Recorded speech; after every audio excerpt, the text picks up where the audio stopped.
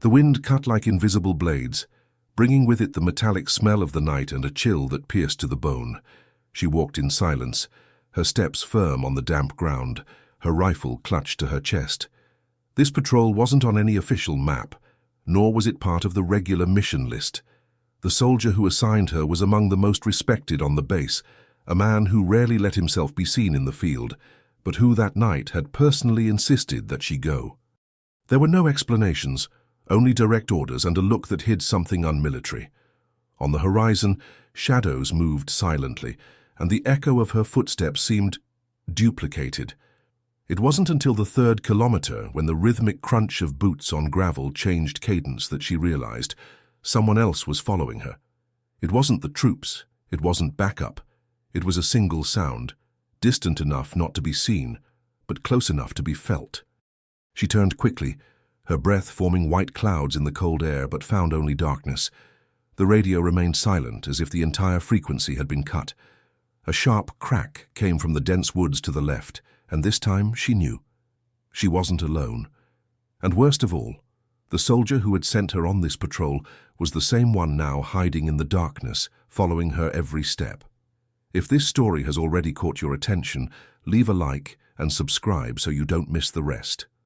Dawn stretched over the field like a thick blanket, moonless and almost starless.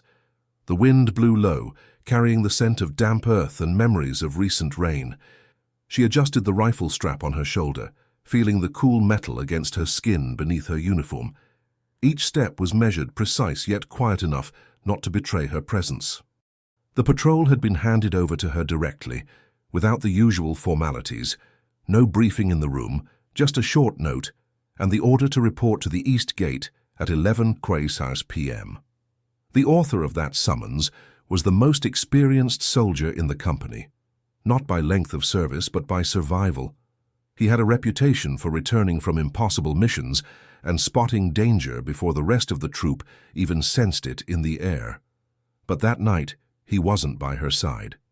When she reached the starting point, he was standing there, leaning against a decommissioned jeep, arms crossed, his gaze fixed on her as if measuring every gesture.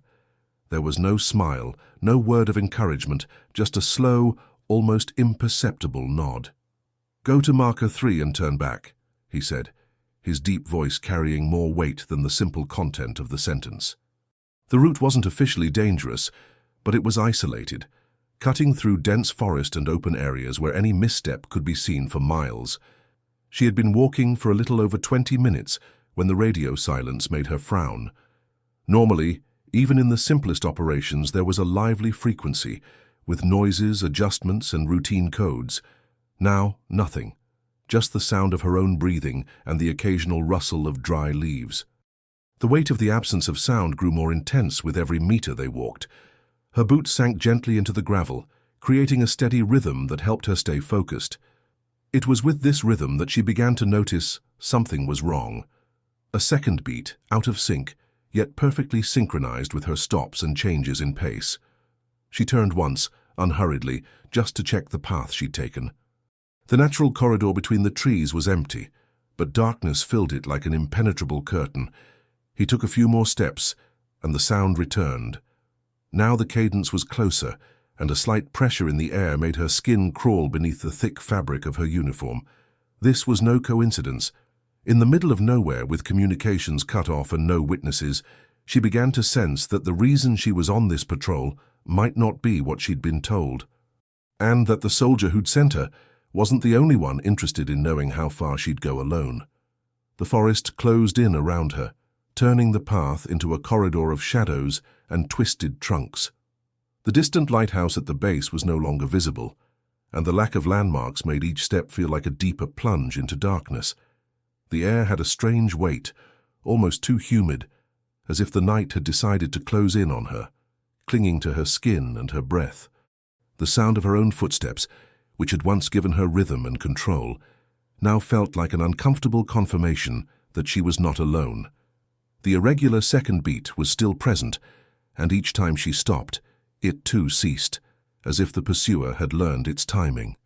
The radio hanging from her vest let out a brief hiss, a dry crackle, and then fell silent. She pressed the transmit button, keeping her voice low but firm. Patrol Alpha 5, reporting at Marker 2. Communication, over. She waited. Nothing.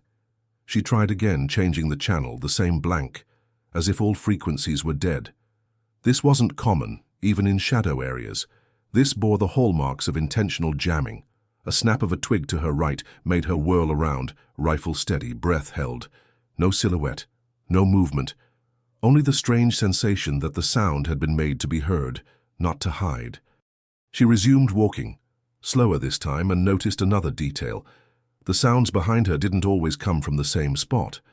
Sometimes they seemed to the right, sometimes to the left, and sometimes close enough for a chill to run down the back of her neck.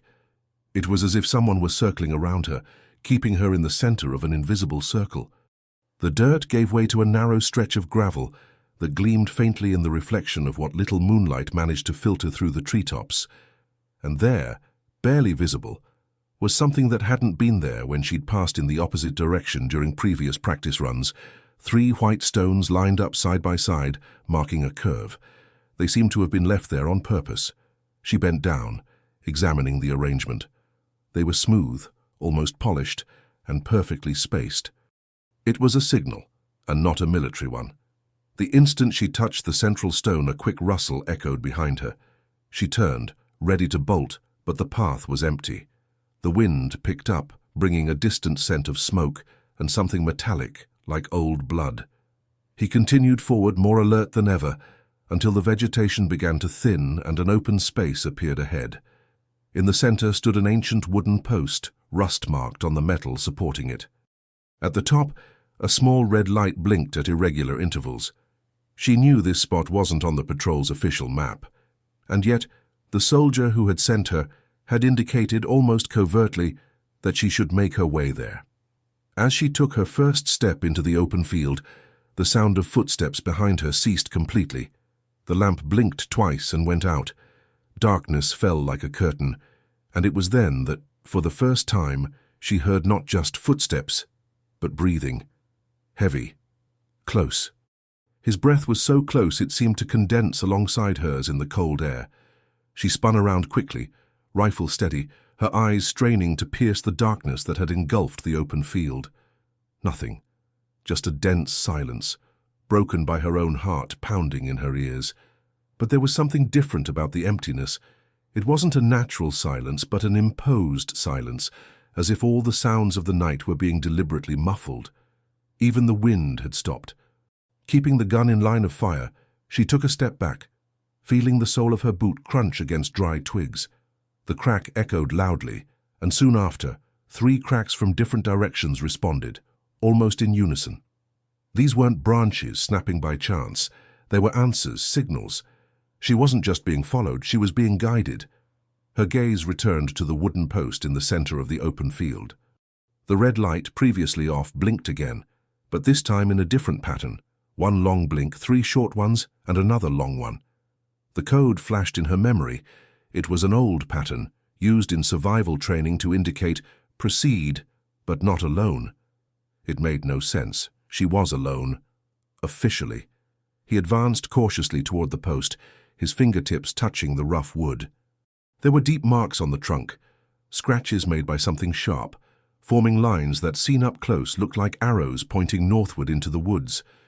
And it was precisely in that direction that the breathing began again, this time stronger, closer, as if its owner were just a few meters away.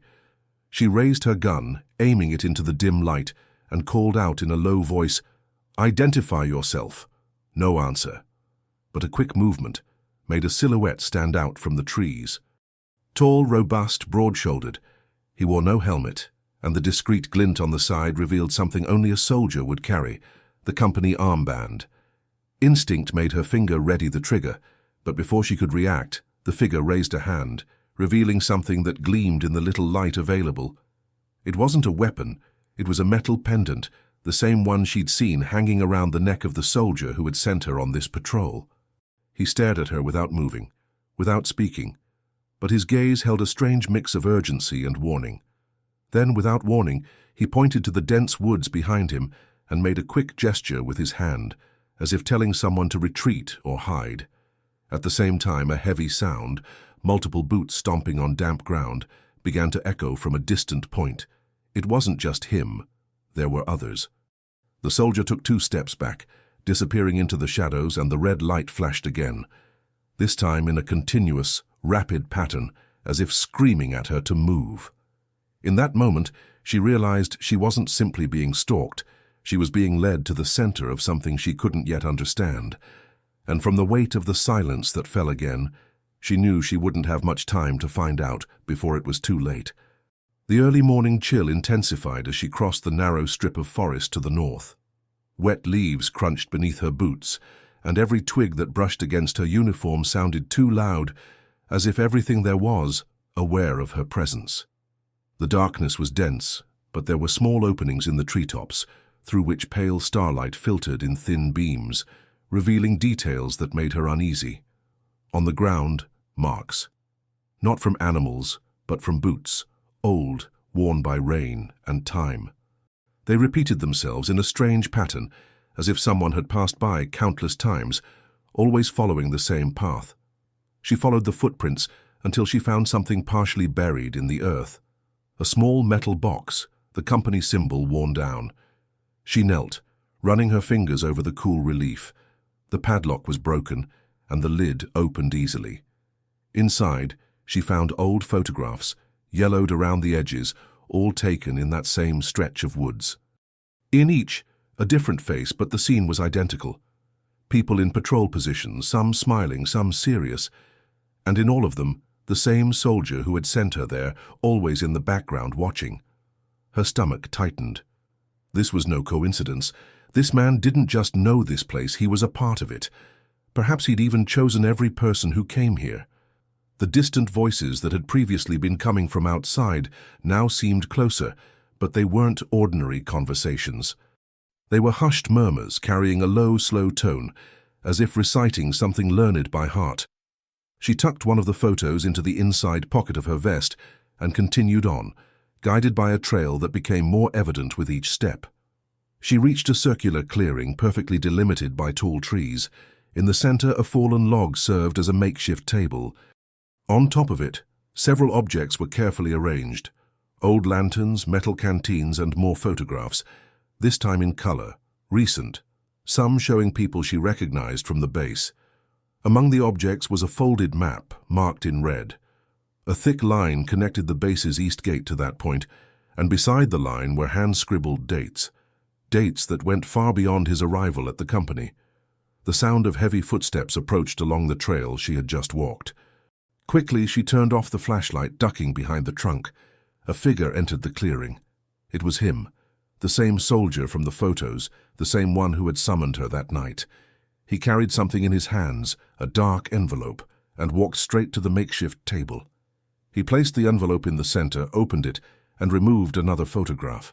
Even from a distance, she recognized the image. It was of her, taken just hours earlier, as she'd walked through the east gate to begin her patrol. He stared at the photo for a few seconds, then at the darkness around it, as if he knew she was there. The silence was broken by a single gesture. He looked up at the treetops and made a short gesture with his hand. Something responded, but not with a voice. It was a low sound coming from above that made the ground vibrate slightly. She understood then that nothing that night was improvised. Everything had been orchestrated, and every step she had taken from the base was part of a path that had already been mapped out long before she received the order. She fought the urge to raise her weapon and step out of cover. The clearing breathed like a living animal, and every detail seemed calculated to push her toward its center. Instead of confronting it, she retreated 2 silent steps, skirting the edge of the vegetation until she reached a blind spot on the tree trunk that served as a table. From above, the low rumble returned, this time lower, as if hovering stationary above the canopy, a tethered tactical drone perhaps. Its thermal imager pointed downward. The soldier remained motionless before the objects, but his fingers tapped a rhythm she knew from training. 3 short beats, 2 long ones. Rudimentary code for look and don't shoot. He knew she was there. He wanted her to see. On the ground, next to the ancient lanterns, lay a set of dog tags attached by a frayed thread. She recognized the engraved name, Marquez, who had disappeared on a patrol 2 years earlier, heading in the same direction as the east gate. The cold metal felt heavy in her hand, a reminder that this clearing had been the altar of other nights. Beside it lay a blue handkerchief darkened by time, and in the margins of the scribbled map, notes were scrawled in firm handwriting, dates, times, coordinates, and a pattern that connected people, not just routes. With each tagging cycle, the same graffiti symbol, an arrow pointing north beyond marker 3. This wasn't perimeter tracking, it was cataloging choices. She needed something to break the scene without giving her away. She picked up 2 pebbles from the ground, throwing one to the left, and a second later the other to the right at different cadences. The soldier looked up, looking away from the envelope. The red light on the trail post flashed once long, and then 3 short ones. This time it wasn't an invitation, it was a warning. He put his hand to his ear, as if adjusting an invisible earpiece, and said something too low for the drone to pick up. But the shape of his lips gave away a name. Hers. Anger rose with a taste of iron. She shot out of the shadows and covered the distance to the table in 3 precise steps.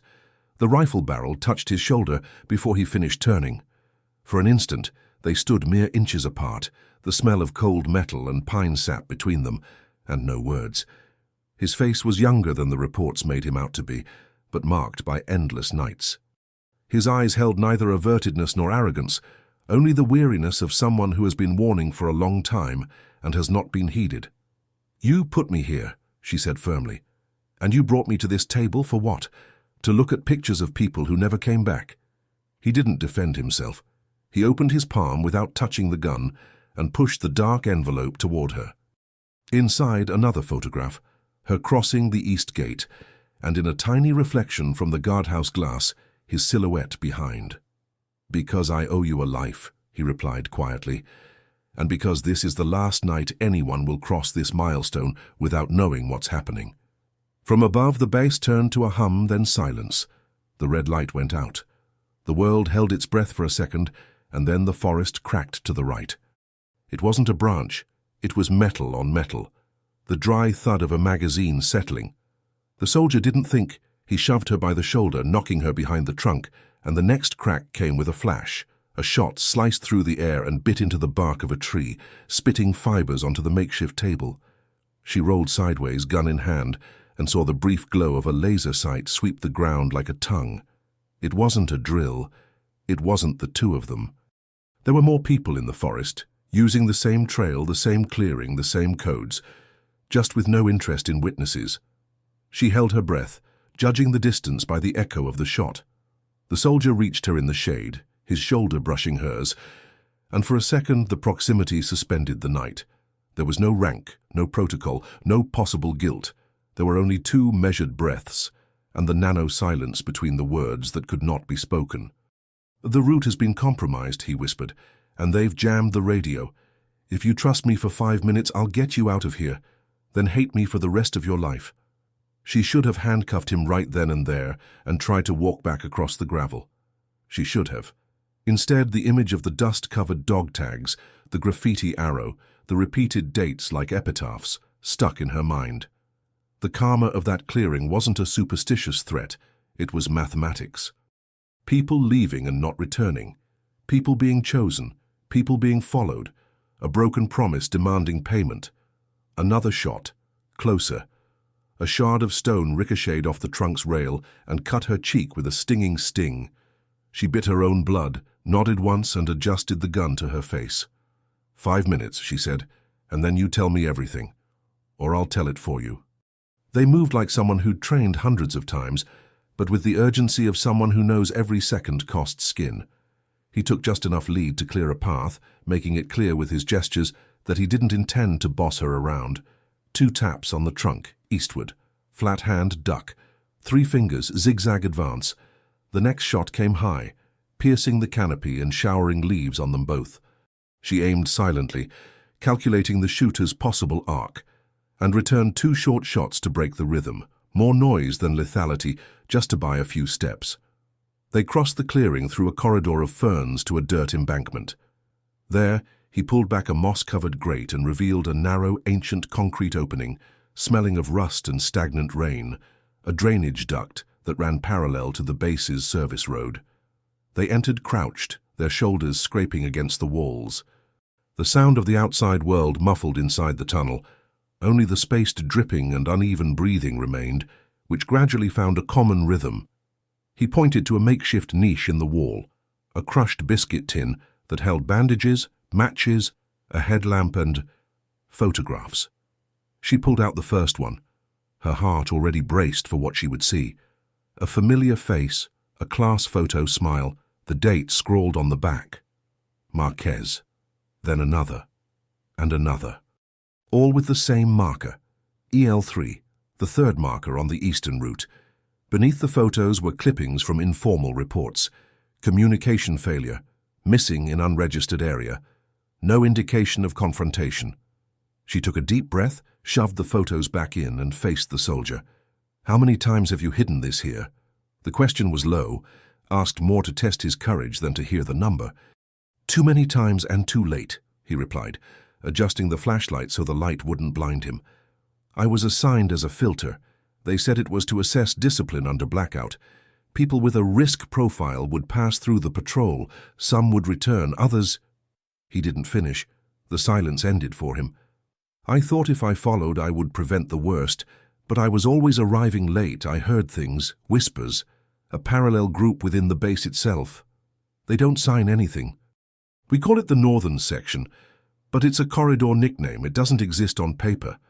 The word filter throbbed in her head, like the hot cut that still burned on her cheek. "And today?" "What was I today?" she asked, almost voiceless. "You were already scheduled today long before I tried to unselect you," he said firmly. "You rejected a false report last month.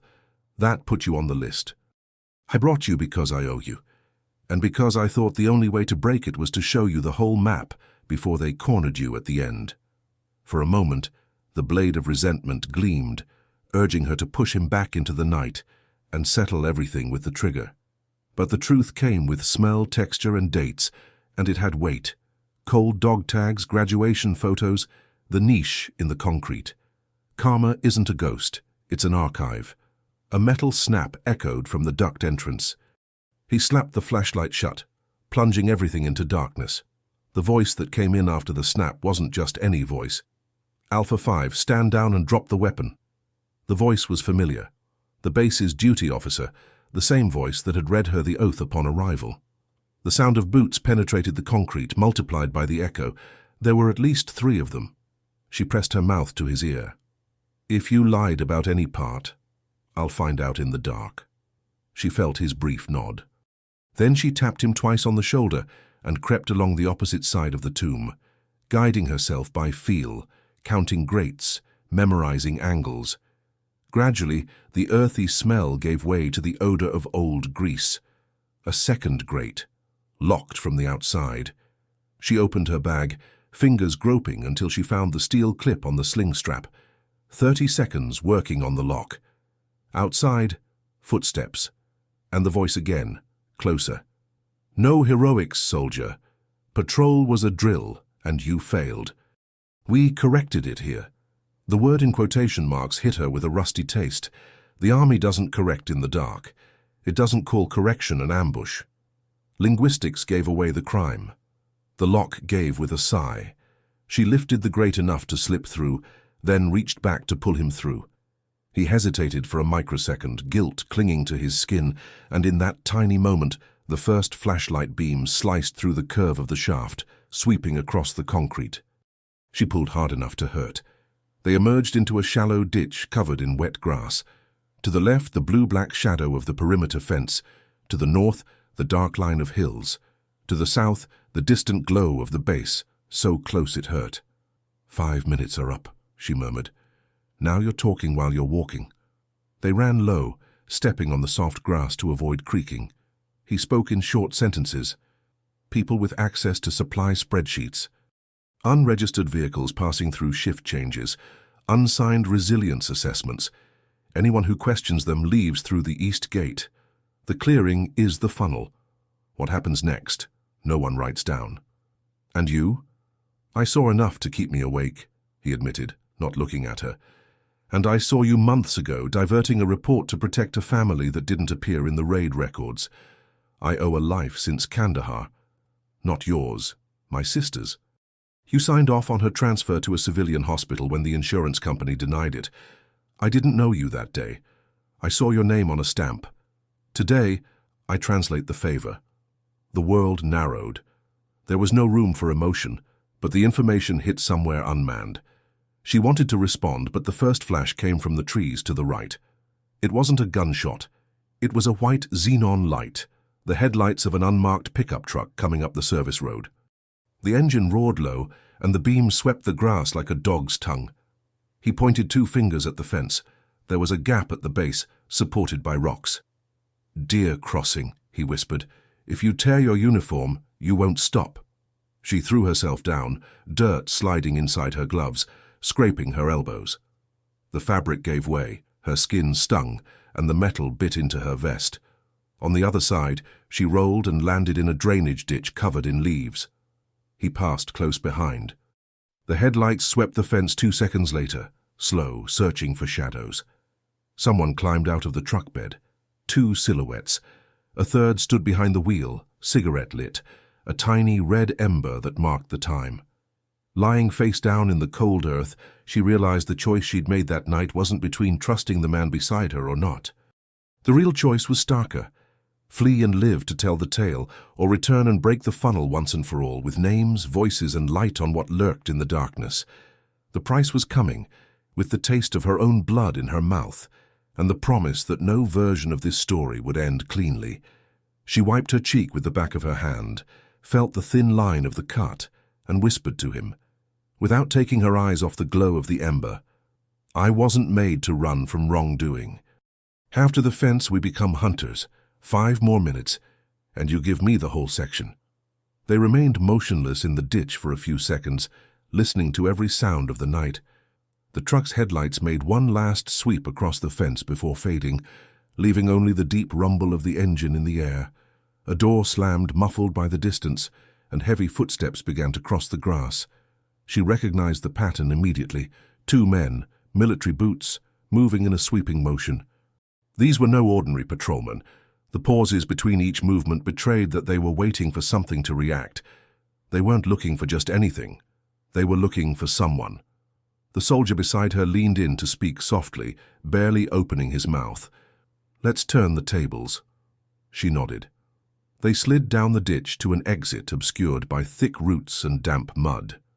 When they emerged, they were already positioned behind the 2 men's advance line. The wind carried the smell of grease and gunpowder away from them, ensuring their presence remained invisible. Now the silhouettes in their sights were theirs. She signaled with her hand, 3 fingers, then 2, indicating a pincer approach. They moved like shadows weaving through the night, light-footed, breathing controlled. The first target stopped to check a reflection in the grass. Perfect timing. She advanced, pressing the cold barrel of the rifle to the side of his neck before he could react. "Quiet," he whispered. The second man spun at the sound, but found the soldier already within range, his fist clenched around his collar, and the short blade pressed against his stomach. The confrontation was silent, quick. 2 bodies on the ground, hands bound with strips ripped from their uniforms. She retrieved the radio from one of them and turned the dial until she found a clear frequency. No official code, just short voices speaking in coordinates, no indication that they were reporting to base. It was their own network. "They're not ours," she said, looking at the soldier. "They never were," he confirmed, rummaging through his pockets and finding something small. An access card with the base symbol on it but cut in half. "Identification breach?" "No. It's a sign that they work inward and outward at the same time. That's how the section keeps both doors open." He handed her the card, which she pinned to her vest. Then they dragged the prisoners into the pit and covered them with leaves, obscuring the scene. The sound of the truck was still nearby, probably on standby. It was time to approach. The service road stretched ahead like a narrow, pale scar. They pushed through the side brush until they spotted the vehicle.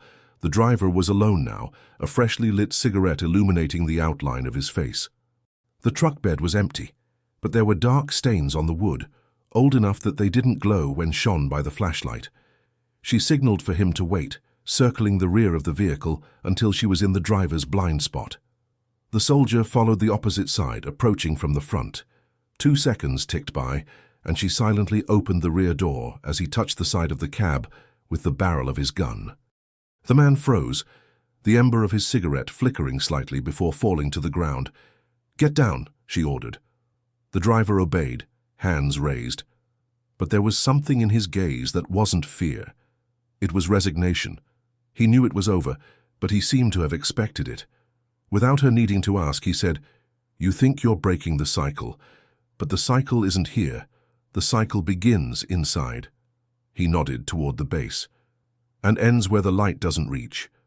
The soldier pushed him against the side, searching him. He found a small electronic key with the same symbol cut in the middle as the card. They looked at each other, and in that instant it became clear. Each piece they found was assembling a map that pointed to the heart of the base itself. She put the key away, feeling the weight of the metal as if it held a verdict. The driver was left in the ditch, unarmed but conscious. As they drove away, she knew the hunt had only changed direction. Now it wasn't about fleeing through the woods. It was about returning to where they started, and opening the door everyone said was locked. The return to base wasn't a retreat.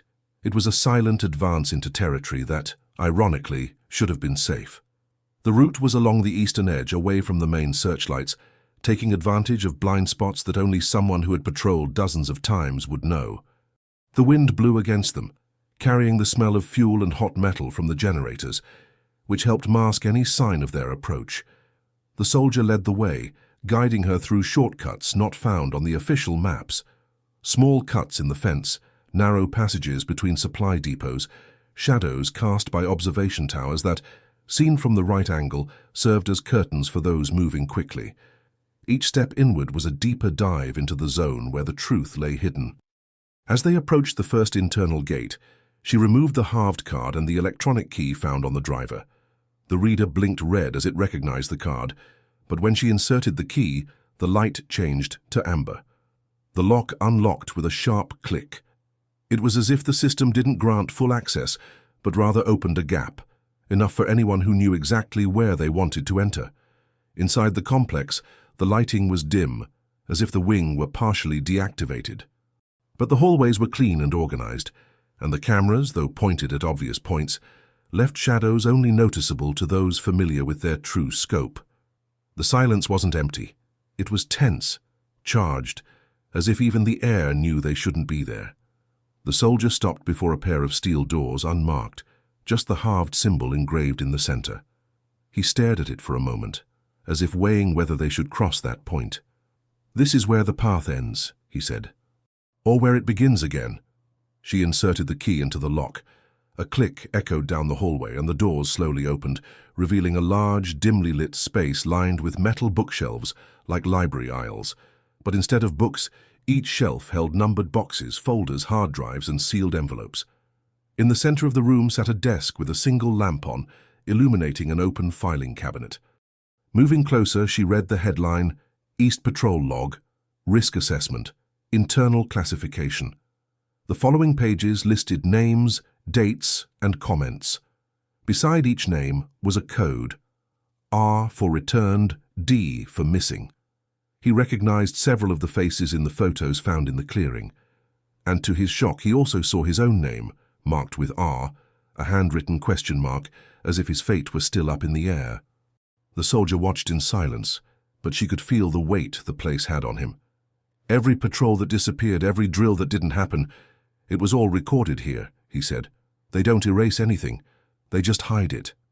She flipped to the end of the file and found a last page with no names, just a sentence written in large letters. The cycle only continues if the next person doesn't know they're in it. The sound of footsteps echoed down the hallway before they could react. Heavy, measured, unhurried, as if they already knew exactly where to find what they were looking for. The light in the room flickered slightly, and a shadow appeared in the doorway. Without a word, the soldier turned off the table lamp.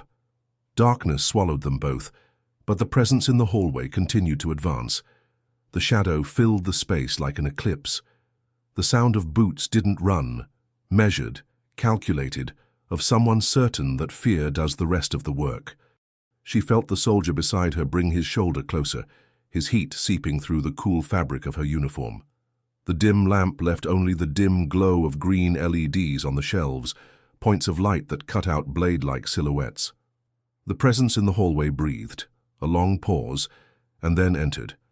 She fumbled with the open file and ripped out the last page, the one with the R next to her name, folding it twice and tucking it under the protection of her vest. The soldier already had his hand on a thin drive, velcroed to the side of the desk, something placed there to be quickly removed by those who know. They knew now. Outside, another shadow crossed the door. 2. The voice came before the eyes, the same timbre that read oaths at solemn parades. Alpha 5, the course is over. The metal of the handle vibrated as the door closed behind them. The click was a seal. The laser sight swept the table, climbed the boxes, and traced a red line across the soldier's neck without actually seeing him. She held her breath, suppressed the urge to raise her weapon, and opted for something that always saves those who know how to wait: rhythm. She mentally counted the cadence of the sweeps, the interval between each turn of the neck, the rhythm of the steps. On the third sweep, the beam always rose a little higher and missed the dead corner on the right. She touched the soldier's forearm. 2 touches. He understood. They sank together into the shadow of that blind shelf and slid to where a silver valve rested a hand's breadth from the floor, too discreet to be decorative. Gas suppression. Old halon. Illegal for human use. Yet there. A message that documents were worth more than people. Karma smiled silently. The 2 men advanced down the aisle between the shelves. One of them sniffed, as if he could smell the night on them both. The other rested his hand on the spine of a box and rested his thumb there, lording it over the place. The soldier took a magnetic coin the size of a fingernail from his pocket and handed it to her. She stuck it to the base of the valve and turned it just a quarter turn, enough to cock it without firing. Then she put her index finger to her mouth and pointed upward. In the ceiling, between sprinkler rails and cables, ran a maintenance duct with a loose grate. "Is this what you do called correction?" Her voice cut through the darkness before her courage fled, low enough not to betray her position, loud enough to hurt in the right ear. The red beam stopped 2 meters away. "What we do is maintain what you don't understand," the officer replied unhurriedly. "The country needs to sleep, someone needs to stay awake. And disappearing with whoever asks is your pillow." The laser trembled a millimeter. She saw it. She felt it. They were within a hair's breadth of a shot, and it was on that hair's breadth that she placed her thumb on the valve and turned the last bit. A deep sigh erupted from beneath the shelves, followed by a translucent jet that ran flush with the floor, spreading a chemical chill that bit at the ankles and rose like mist. The first man gasped, cursed, and the laser danced. The soldier pulled the grate, lifted it for a second and pushed it forward, inviting her with his eyes. She went first, arms in front of her, back scraping against metal and dust. The drive came in her pocket, the paper on her chest, the breathlessness in her lungs. The officer fired once, aimlessly, just to make a point. The blast ricocheted off the duct like a hammer on a bell. She crawled another 2 meters and felt the soldier's hand on her heel, pushing, asking for space that wasn't there. The gas demanded haste. The world tightened. When the grate snapped back into place, the sound from below became swallowed murmurs. The duct smelled of old grease and ancient rain. Freedom never smells pretty. They crept diagonally across the room, leading to another, smaller room, the air-conditioning room. Below, large fans rested like sleeping beasts. The grate there was held in place by a single screw. The soldier loosened it with the blade, and they descended at a measured pace, rolling into a narrow technical corridor where cables ran like veins. She pressed her forehead against the metal for a second to make sure she was still a person and not a piece. "They won't burn the file," he whispered. "They'll move it. Everything you carried in your chest and pocket is half." "Half is what breaks the myth," she replied. We'll pull out the rest when the sun comes up." The sound of muffled boots echoed overhead, ebbing and flowing like a sea on stone. The entire base now had a new pulse. She opened the portable drive in her palm. The blue display lit up for a moment, too brief to betray, enough to confirm he wasn't dead.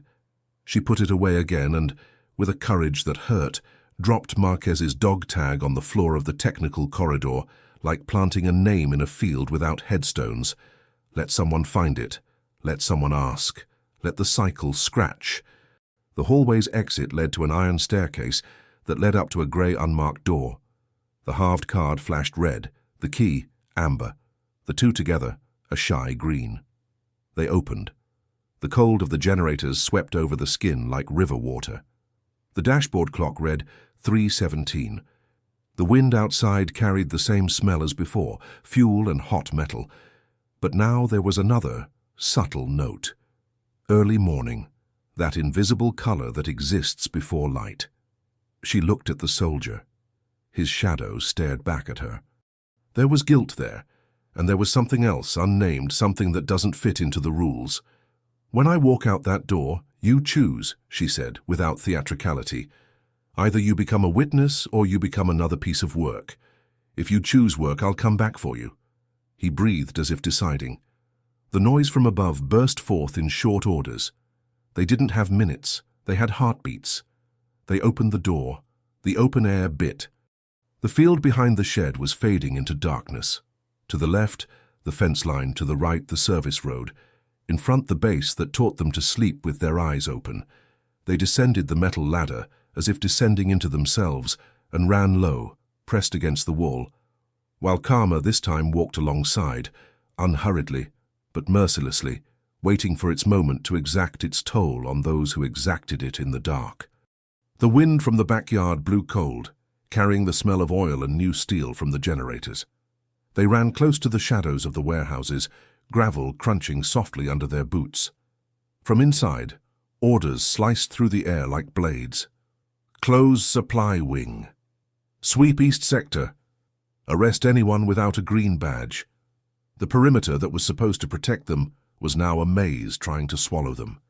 She pointed to the siren tower next to the parts warehouse, and he understood without a word. In a minute, all of this would have to be loud enough to make the section's convenient silence no longer comfortable. They cut behind the diesel tanks. The steel felt chilly against her skin. A maintenance door was unlocked and the inner corridor was empty. At the end of the line, an old alarm system panel. She pried open the cover with the blade, exposing a key matrix, and quickly read the corroded labels. "Sprinklers, Hangar B PA, East Sector, Emergency, Gates 2 and 3. The soldier watched her, his shoulder bleeding slightly, a dark streak in the tissue, a silent reminder of the missed shot in the archive room. He made to shake it with his hand, but she stopped him with a look. First, the fissure. She turned 2 keys, took a deep breath, and pressed the PA button. The microphone hissed. Her voice came out metallic but firm, carrying across the courtyard, the barracks, the on-call mess hall. "Attention all units. Unauthorized procedure in progress. North section operating outside the book. Marker EL3. Stop and register. Repeat." The forbidden word, section, ran through the base like a match to a fuse. Doors opened a foot. Heads appeared at the windows of the night quarters. 2 MPs at the truck gate exchanged glances before reaching for their radios. Within seconds, the sprinklers in Hangar B went off like rain on steel, triggering the fire alarm as well. The cycle feeds on shadow. With light and noise it stumbles. She knew this, and now everyone knew there was a name for what they were whispering. The return came swiftly and heavily. 3 men in black rounded the corner of the corridor, visors down, weapons equipped with suppressors. She and the soldier dove behind pallets, the world reduced to a rhythm of dry gunfire and pent-up breaths. The first advance was hers. 2 calculated shots into the floor ahead, shattering dust and plastic grains to blind. The soldier seized the opening, felling one with a blow to the knee joint, yanking another by the collar of his unmarked uniform, and silenced him before he could scream. The third retreated, and that said it all. They weren't coming to arrest. They were coming to extinguish. Now, with the base awake, Extinguishing required retreat. "You just bought a war," he whispered, his forehead touching the side of hers for a second. "I just turned on the light in the room where you locked people up," he replied, feeling the cut on his cheek throb harder. When they emerged from the corridor into the courtyard, the world was no longer the same. Technicians in orange vests pointed to the waterlogged Hangar B. Two sergeants argued, finger-pointing, with an officer who, reflexively, tried to classify it all as an exercise. The word died on his lips when an MP, habitually honest, asked for the protocol number. There wasn't one. The Fisher had a name, and worse for them, now had witnesses. She staggered a step. Her vision blurred at the edges. The blood from his shoulder had stained the cuff of her jacket, and without meaning to, her skin brushed against his, warm, human, too real for that moment. The price began there, in the body that isn't iron, in the closeness that doesn't fit into regulations, in the recognition that trust hurts more than breaking up. "I should hate you," she said quietly without looking at him. "I hate myself enough for both of us," he replied, a broken half-smile that was neither an excuse nor an absolution. A jeep rounded the corner in the courtyard, tires screeching, and two officers jumped out, radios blaring. "Who gave the message on the PA?" The question flew, and she felt the focus shift, like a spotlight finding the stage. There was no hiding her voice, but the bass wasn't just one thing. In the mess hall, someone started filming with a cell phone that shouldn't have been there. A technician pointed to the unmarked men, and the honest MP repeated the protocol question. Several small bursts of courage, born in seconds, formed a wall higher than any fence. The section is large in the dark. Under the gaze of many, it shrinks. "Now we have half a truth and half an audience," she said firmly, pulling him back into the shadows of the hangar's side. "We need the rest, names, voices, the path to EL3 on paper." "There's a local server in the old warehouse," he said without further hesitation. "That's where they started moving the records when they realized someone was reading. Door with no sign behind boxes of parts. He swallowed hard. "I helped install it." She stared at him for a heavy second. There was no time to judge as she wished. Karma judges slowly and exacts its toll. She nodded. "Then you'll be the key and the witness. If you fail at either, I'll lock you up in the courtyard myself with everyone watching." They went through the back, between shadows that no longer obeyed a single master. The siren continued to wail, and the MP's megaphone called for sector chiefs. Normal, this stubborn animal, tried to return, but the spoken word, section, it kept hitting the metal of the bass like a constant drop, and each ear that received it took a piece of the myth away. They rounded the corner of the old warehouse when a smaller jeep appeared in front of them, headlights low, windows too tinted for regular use. The driver's door opened, and the figure that got out carried something she knew better than she cared to. The calm of someone in charge at ceremonies, the oath-taker. He wasn't shouting orders now. He smiled briefly, like someone greeting actors before the final scene. "Alpha 5, he said, using her call sign as if it were a pet name. "You had a good night at the theater. Now let's wrap it up." He lifted the remote control of a gate. Somewhere the sound of locks shifting could be heard. The base was preparing to close in on itself like a fist. And it was then that she realized the true price of that half-light. She would never be invisible again. Not her, not him, not anyone else who had heard. The path ahead led through him, the public face of the one who always spoke in the dark. She felt the page with the R burning in her chest like a fever. The drive weighed heavily in her pocket. His shoulder dripped. The courtyard breathed. The cycle, for the first time, had an audience. And Karma, patient, climbed another step up the bleachers. The oath officer advanced slowly, as if each step were calculated to shrink the space between them without provoking escape. The remote control remained in his right hand, discreet but charged with power. She realized that the base's locks weren't just sealing the perimeter, they were isolating sectors, creating small pockets where no one could enter or leave without authorization. It was the visible version of an invisible trap she had already experienced firsthand at marker EL3. The soldier next to him adjusted his posture, disguising the pain in his shoulder, and kept his weapon low but ready. He didn't blink, didn't look away from the officer as if this moment were an old reunion postponed for years. "Are you ready to end this?"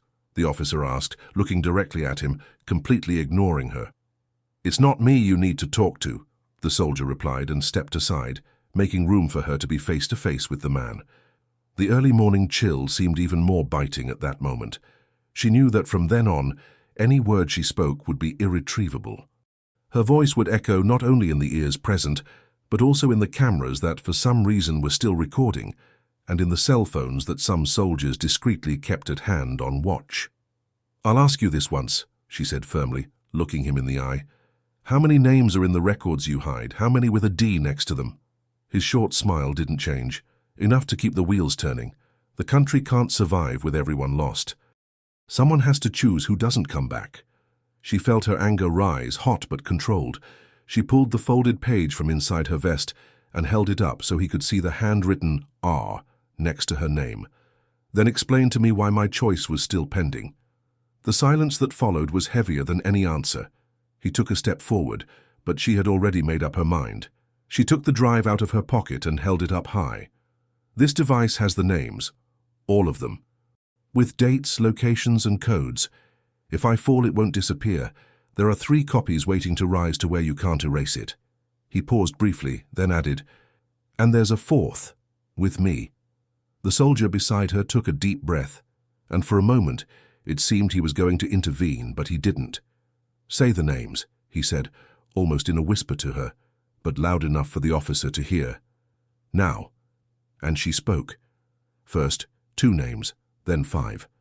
Then 20, one after the other, like sharp blows in the cold air.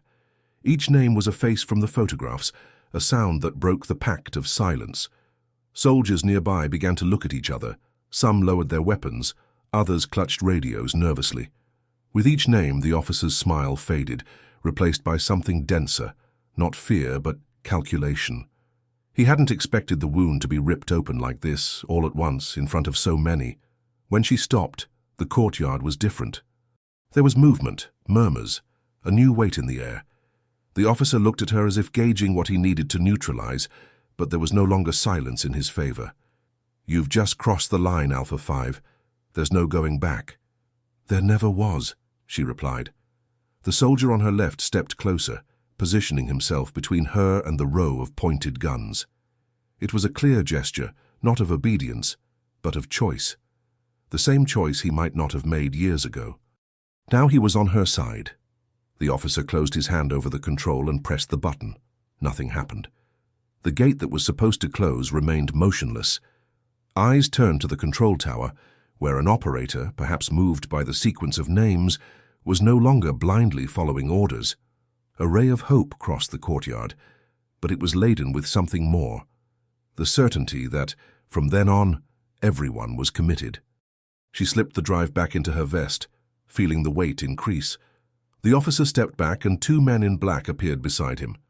But this time, no one in the courtyard seemed willing to step aside. She realized the point of no return wasn't just hers. Everyone there had crossed it with her, and deep down she knew this changed everything. The silence after the last exchange was thick, as if the base itself had held its breath. The officer kept his gaze fixed on her, but the muscles in his face betrayed that he was calculating containment routes. Behind him, the 2 men in black adjusted their weapons, not to fire, but to close the gap, like predators cornering before they pounce. Only this time the arena was different. There were too many eyes watching, too many mouths murmuring, too many cameras discreetly raised. The first order didn't come from him. It came from the radio strapped to the chest of one of the control tower operators. A cold, faceless voice. "0 wind code. Proceed to internal confinement. 0 wind." She wasn't familiar with the term, but the soldier beside her tensed immediately. "It means they're going to lock down all the sectors and enforce isolation," he said quietly to her. "No one comes in, no one goes out, but they also don't let anyone move around without an escort. It's their way of controlling the flow of information." The base's peripheral lights began to flash in sequence, like a visual code. Automatic doors closed with a metallic click, and within seconds the courtyard seemed smaller, more cramped, as if physical space were also working against them. The officer took 2 steps back, retreating into the shadow cast by the unmarked jeep. "If you think a handful of names will bring down something that's been around for decades, "You're more naive than I imagined," he said, signaling for the men in black to retreat with him.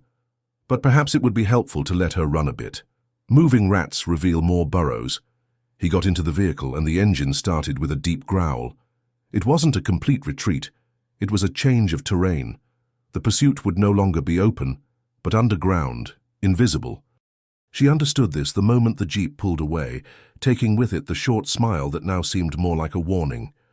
"That was an invitation," the soldier said. "They want us to try to get to the old warehouse. It's a trap."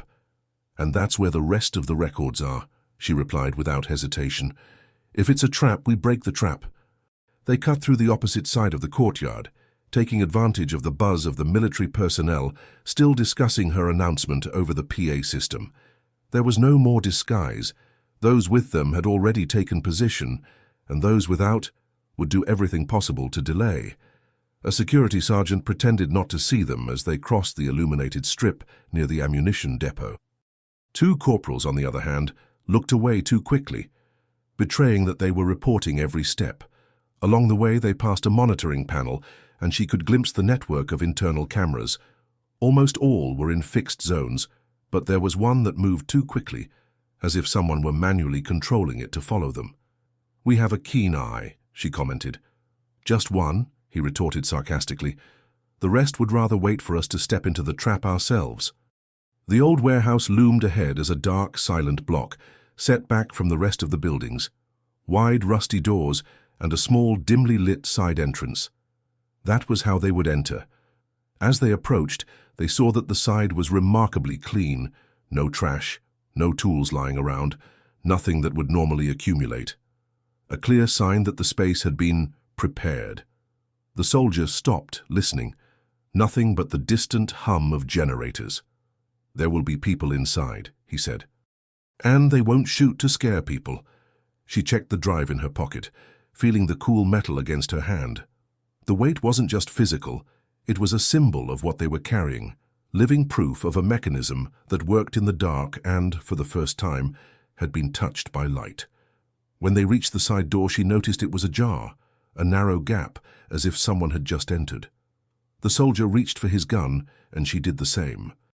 A final glance passed between them, without a word, and then they advanced inside. The smell was of dust and old paper, mixed with machine oil. The tall bookshelves cast uneven shadows in the narrow hallway, and somewhere inside, a voice spoke, calm, almost inviting. "Since you've come this far, Alpha 5, see for yourself how the cycle begins." The side corridor of the warehouse swallowed them both like a sip of shadow, and the voice called to her again, too calm for the moment.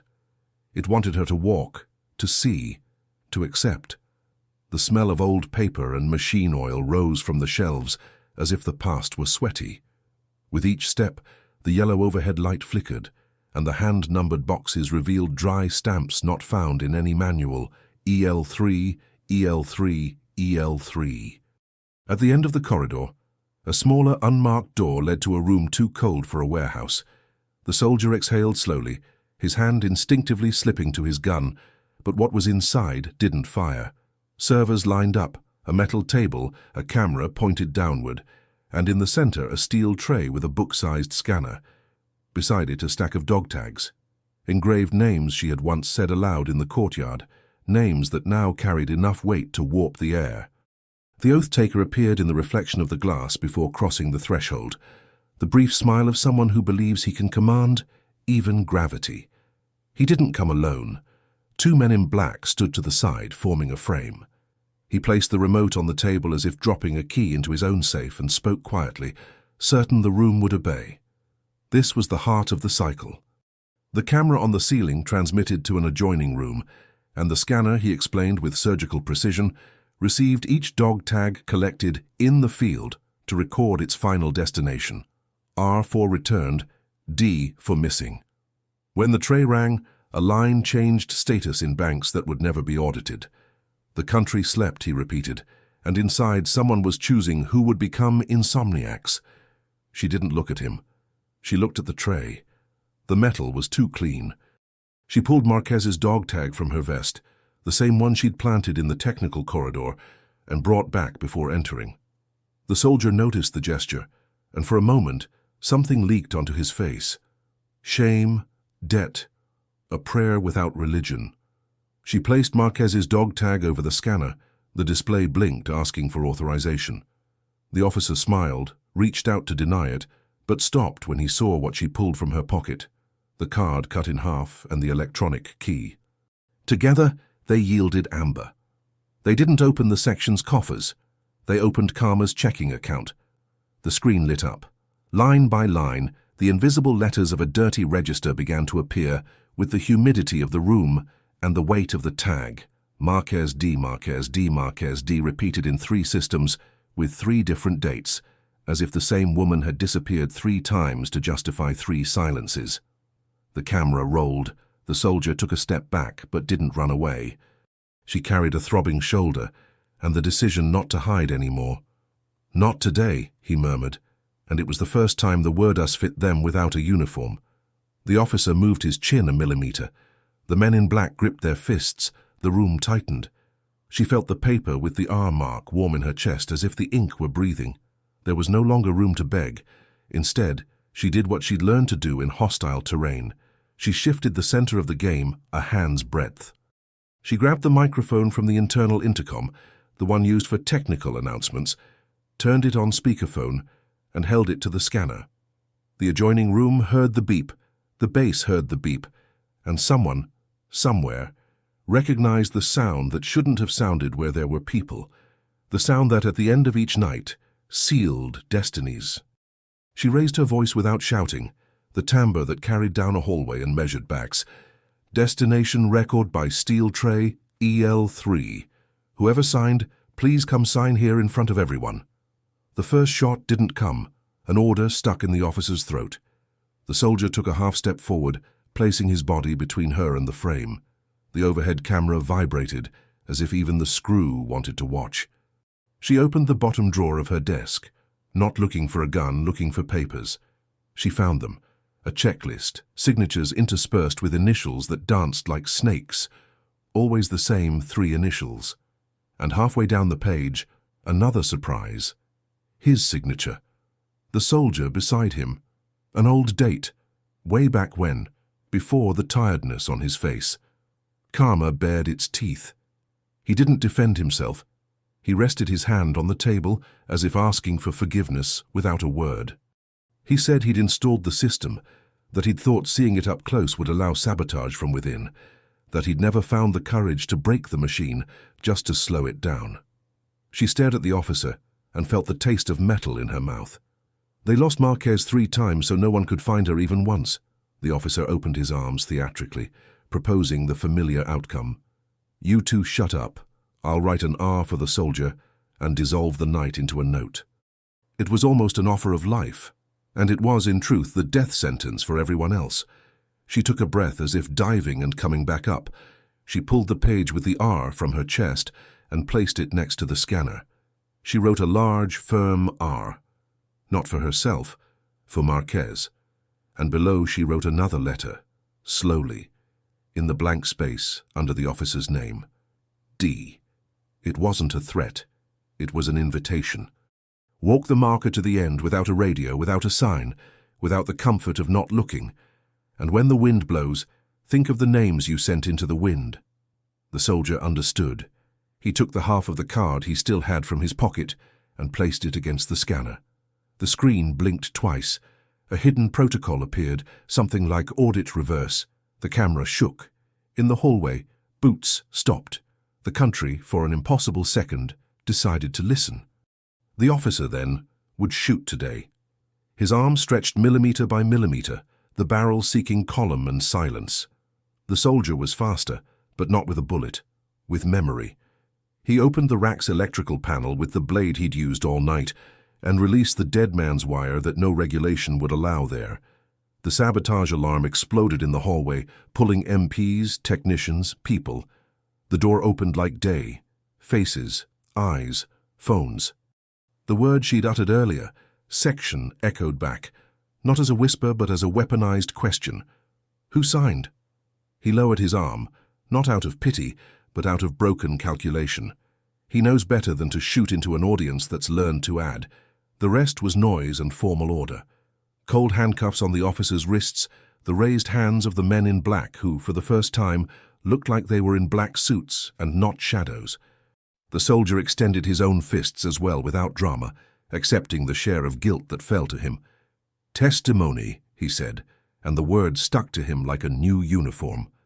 She, for a moment no one saw, lightly touched his shoulder, not to console, but to seal the deal. She would tell what he tried to prevent. She would quote what he confessed. And, when asked, she would say the simplest and most difficult sentence. "He came back with me, and he didn't lie." On the steel tray, Marquez's dog tag still gleamed wet. She removed it from the scanner and hung it around her neck, not as a trophy, but as a password. The camera was still recording as she walked through the door, carrying the drive in her vest and the marked page on her chest. Outside, dawn was breaking. The first light traced the edges of things as if the world had a new shape. The courtyard smelled of diesel and morning. The country, that tired animal, yawned before opening its eyes.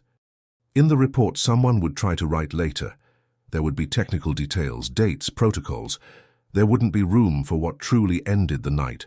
A woman who refused the comfort of afterward, a man who returned what he owed, a name that ceased to be a whisper. And Karma, silent, did what it does best. It switched places with precision. The room where people disappeared became a public record room. The face that smiled in oaths learned to hear its own name as a target. And the soldier who had left marked with an R discovered that the question mark wasn't destiny. It was the weapon. When he walked through the gate, there was no fanfare or medal, only the pale morning light and the good weight of someone who chose the side that bleeds, but returns. In the end, it wasn't the bullet nor the order.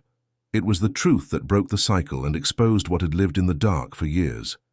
Some names returned, others never again, but all were told. The base awoke. The silence that sustained the section was broken, and Karma, patient, has already chosen its next step. And you? Would you have the courage to cross the gate, knowing you might not return?